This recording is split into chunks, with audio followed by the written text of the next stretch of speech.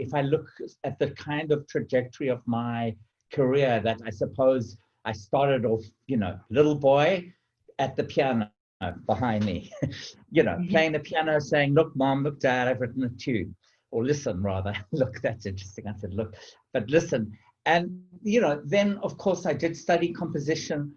And then my detour, without going into too much detail, was also I studied law. And sort of that journey, that strange journey that took me elsewhere, has also brought something to my work, because it taught me about the bigger, broader issues of living in South Africa, from, let's call it, a very sheltered, middle-class, apartheid, suburban upbringing, to Johannesburg, which was Cape Town, to Joburg, a much more, kind of right into, I worked at a law firm, actually, that was based primarily with criminal law, and actually was sort of, the heart of it was based in Soweto. So suddenly I went through a very interesting process of learning about actually the country that I had not seen.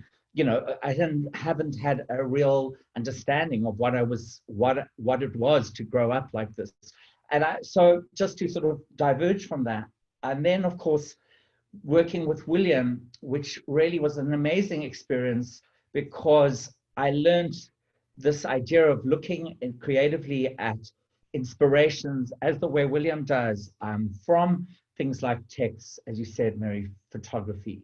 And I understood that, you don't have to necessarily start from what you would say. Often, you would imagine a composer finds a little musical motif in his head, or perhaps, jots down a kind of rhythmic idea. I could start from a photograph, or I could start, in the case of my Rewind cantata, from the sound of a gasp of a woman, the mother of Mrs. Kalata, Nomonde Kalata, her gasp. I use that as a source of inspiration. So suddenly I thought, well, in fact, the way I'm working, and the way, in fact, we work with cross media, with all kinds of different elements of film, as you say, and all of this stuff, it's all part of the kind of material that goes into how I make work. So how do I describe myself? It is a strange thing, but I do like to call myself more kind of composer / sonic artist, for want of a better term. I put the slash in, but it's interesting that in the last decade, I'm sure you've seen this as well, and is that the question around sound art is becoming something that's being focused upon, that many perhaps artists who were doing this 20 years ago, 30 years ago, suddenly their work is coming into focus. And in fact, for me, sound is the new video. So I'm feeling good about that. So yes, yeah. it seems an appropriate medium for the specific time, really, to be listening. And I guess with the rise of podcasts as well, that people are becoming sort of more orally attuned, I guess. But what's also really striking about your practice, and in particular some of the works that we're going to be looking at today, and also just thinking of the Biko Hausen, was how your compositions, your works are really about responding to a silence and absence. So when we spoke previously about this, you had suggested, obviously it relates to our history, and I think, if we cast our minds to sort of, I feel it's perhaps in literature, but in other kinds of photographic practices, actually, that obviously deal more specifically with archival material, that there's this sort of compulsion, particularly amongst white artists, I think, to understand and come to terms with gaps in our knowledge and history of South Africa, but then obviously much broader than that. Perhaps, tell me a little bit about your fascination with silence, which obviously sound is the most apt sort of response to silence, I guess. Yeah. I mean, I think that, there was a kind of apartheid silence that I grew up with, where so many voices of dissent were silenced. There's also an interesting, I thought about, I often think about what was the sound of apartheid for me growing up. It was the sound of sprinklers in a garden, electric fences, the crackles of electric fence, as well, towards the sort of early 80s when suddenly it seemed like there was a kind of rise in crime in the suburbs. But for me, that was the sound, this sort of actually very benign sound of suburban apartheid sonic soundscape. And, as I developed as a composer and moved to Johannesburg, there was another oral, I would want to say, kind of explosion of sounds from, and now we talk, Bree Street taxi racks with, the craziness of, at the time, Kwaito beats going and, hooting and Jeppy Street and singers and street musicians and, goes on and on and on. And then, of course, the churches, the sounds of the Zionist churches. I lived in an area called Melville on the Kopi, where you would hear the Zionist church singers who congregated outside. So then there became this other sound world that sort of broke an initial silence that perhaps I'd been living with, in terms of, let's call it an outdoor silence, or a political silence that it was a muted thing. I always feel like it had been muted. Someone had pushed the mute button for me. And then the question into why do I want to go back to the silence and break it? Well, it's sometimes not about breaking the silence, because sometimes silence is full. I think the composer Pan Don spoke about, was it Takemitsu? Sorry, Takemitsu, the Japanese composer, speaks about that silence is full, a bit like the blank page is a full page. And silence is full. And of course, John Cage also very much is his concept around silence was about the fullness of silence. But I think in my case, it was more about wanting to imagine voices that perhaps we either hadn't heard or were never going to be able to hear, or imagine them in a kind of presence, bringing those voices that are kind of ghostly, silent voices into the present and reimagining it, actually, not just imagining, reimagining it. So for me, it was also about making a presence, something of an absence, but knowing that the presence of the oral sound is more than just an oral spectre. It's not some kind of nostalgic recreation of an archive. It's about the now and how we hear the past, but with the kind of our current perceptions. Yes, which speaks to this title of this talk, which was inspired by a paper which you shared with me. Very interesting ideas there about how sound triggers empathy. I was really quite fascinated by it. I mean, I think we all know from our own personal experiences that how sound triggers memory in a very kind of visceral sort of way. You almost transported back in time. But obviously with your kind of work and in the context of this paper, it was more dealing with sounds and a past that wasn't our own necessarily, but how sound connects us or activates a kind of empathetic response to history. Yeah. Maybe what we could do is go to Kaboom. I'm going to take that thought or that comment and let's bring it in maybe further, but perhaps let me go to Kaboom, because sometimes it's a nice way of just first listening and in this case also watching. Just to give a context to everyone, Kaboom is in fact a video installation. Well, it's more than just, it's a 3-screen installation with, if you see it, and it was on for the first time in South Africa at the Zeitz Museum in Cape Town, part of William Kentridge's Why Should I Hesitate retrospective. And it was a 3-screen installation with a maquette of little models. And it comes out of a production called Head in the Load, which was The Hidden the Load, which was commissioned by the Tate Modern and then at the Armory. This is quite a collaborative piece, and this was my co-collaborator was Tutuka Sibisi. And then just to add before we show it, it really is a kind of reiteration or kind of a new arrangement of some of the music from Hidden the Load. And the section I'm going to show you really is quite specific for the video. You wouldn't hear it exactly the same way as if you were watching it as a stage piece. So Vicky, when you're ready, we could have a look at Kaboom.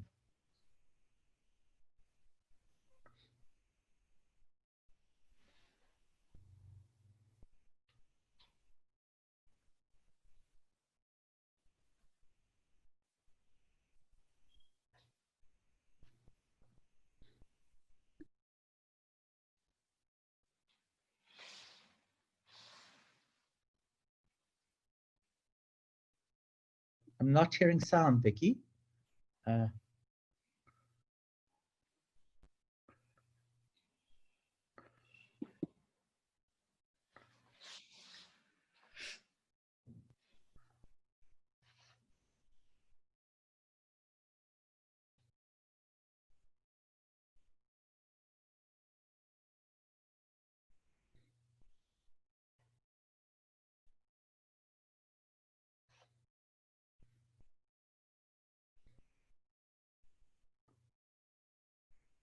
Vicky, are you there?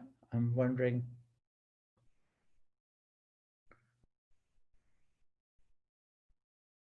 Is anyone, Mary? Yes, are you, yes, I'm here. Sorry. we just need the sound. I'm sure you.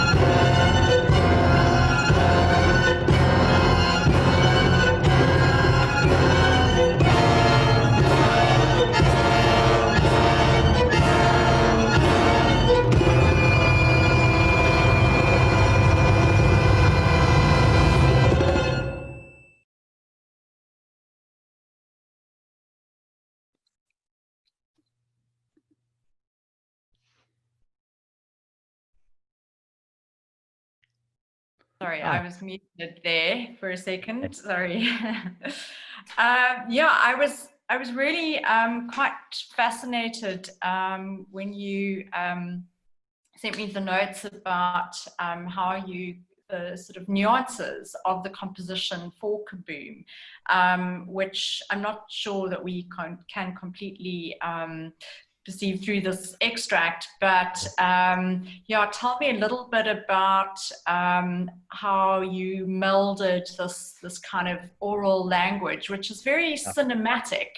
Particularly in this extract that we've just seen, it's a cinematic vocabulary that we already know and is familiar in many ways, but actually there's kind of like a hidden sort of language there. Tell us a little bit about how you melded African and Western compositions. Yeah.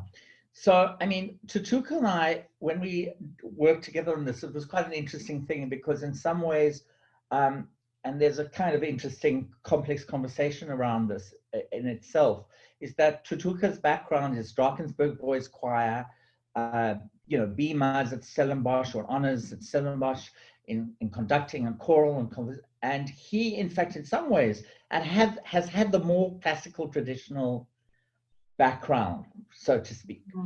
I, in fact, have had, as you heard, a longer journey. So when we got together on this project, I, in fact, had been thinking about two areas to look at. One was the modernists. I mean, the First World War, the advent of the First World War really was the end and the kind of complete collapse of romantic music by that time. And you start to hear the dissonance of Shostakovich, Ravel, all of these are composers, and certainly by 1917, the devastation and you know, the sheer enormity of the war had kind of taken away that kind of glossy romanticism. It was really over. So there was starting to be, you know, the people were questioning the whole sense of melody and harmony, and instrumentation was changing, and there were new forms of serialism and all kinds of, you know, modernist thought was coming through. And I wanted to capture that, and particularly also Stravinsky, of course, who was a big you know, part of that process, although he, of course, he went back to neoclassicism at some point. But anyway, I was interested in that area of looking at that in terms of, let's call it Western contemporary composition.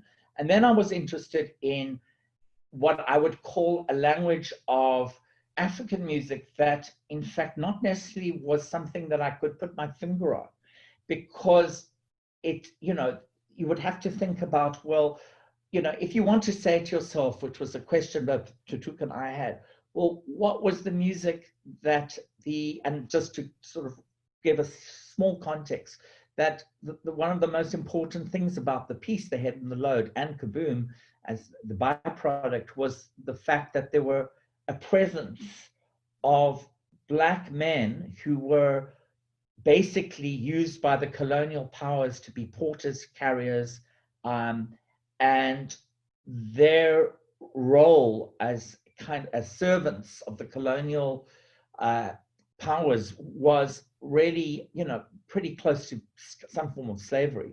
And I mean, they were barely paid, etc., etc. So you've got to say to yourself, well, what is that sound world? And I mean, it's a really interesting question, because is it, you know, is it the songs that you would, you know, that your mother would sing to you, or that they were ceremonial songs, or etc., etc.? Are those, is that the sound world? And I didn't want to be as kind of, that felt also contrived and something it bothered me. So Tutuka and I, we both looked at kind of war chants that I thought were interesting, but also apartheid, kind of the beginnings anyway of apartheid. Land Act was in 1913. There were songs already like Abelungu Godan. That song was actually a song that was sung by people who worked on the roads, which says basically, goddamn white man, you know, you give us tea and you treat us like swines, like pigs. That song became an interesting song to look at because it was really coming right out of that time. But we know that also this was the time of Sol Plaatje and the new Black intellectuals, and we know that there was Christian hymns. So we drew from hymns, we drew from these elements. And the two of us in some ways often swapped roles. So sometimes Tutuka was doing the contemporary modernists, and I was working more with the let's call it the more traditional African sounds. And then we found languages between the two of us, and we sometimes would swap over several different times. We'd literally swap score.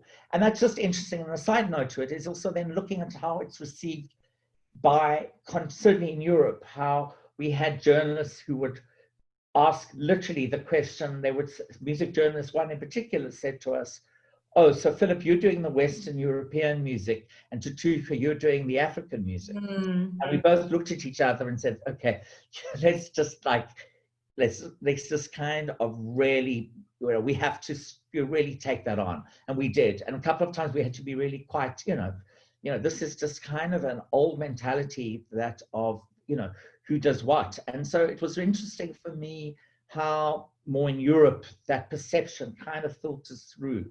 I suppose I've digressed, but anyway, I hope this is some. So perhaps tell me a little bit about how that process would actually work in creating a composition, particularly in the context of working with Kentridge. How does that? How do you work with with an artist who has this kind of strong ideas and has this work that he's making with other collaborators? How do you fit into that and bring your own ideas and through the music? Well, in the case of The Head and the Load, there kind of had been this project called Triumphs and Laments, which had been this big processional piece on the banks of the River Tiber that had been quite an amazing work to do with William. And it was literally a procession of shadow puppets and a piece I'd written for two small orchestras that would move from the one side of the banks of the Tiber to the other. And it had been quite an exciting collaboration. And at that point, William thought, this is really great. Let's keep going with this big processional moment.